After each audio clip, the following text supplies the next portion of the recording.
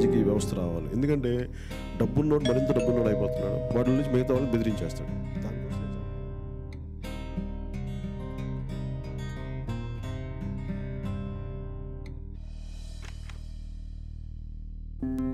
బాగున్నారా వదినా? బాగున్నా వదినా, కూర్చోండి వదినా.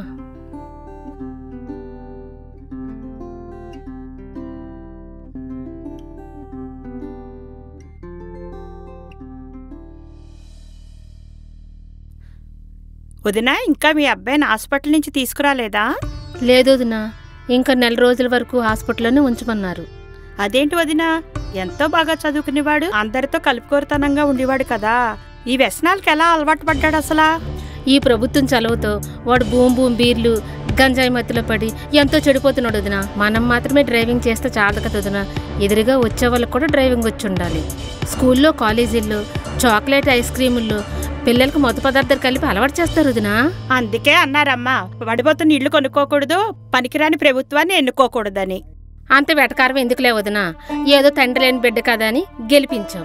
ఇప్పుడేమో తల్లికి బిడ్డలు లేకుండా చేస్తారని ఎవరైనా అనుకుంటారేంటి? బుద్ధున్నంత వరకు ఓటేస్తామా, గెలిపిస్తామా? ఆ రోజుల గురించే ఎదురు చూస్తున్నాం వదినా, ఎంత తొందరగా అతన్ని సాగరింపుదామా అని. మన గురించే ఆలోచిస్తూ తన సంపాదన అంతా దాన ధర్మాలకు వాడే మంచి వ్యక్తిని మనం గెలిపించుకుందాం వదినా. గాజు గ్లాసుకే ఓటు వెయ్యండి. జై జనసేన, జై జై జనసేన. ఇది సామాన్యుడి సేన, ప్రతి ఒక్కరి సేన. ఇది మన సేన, ఇది జనసేన.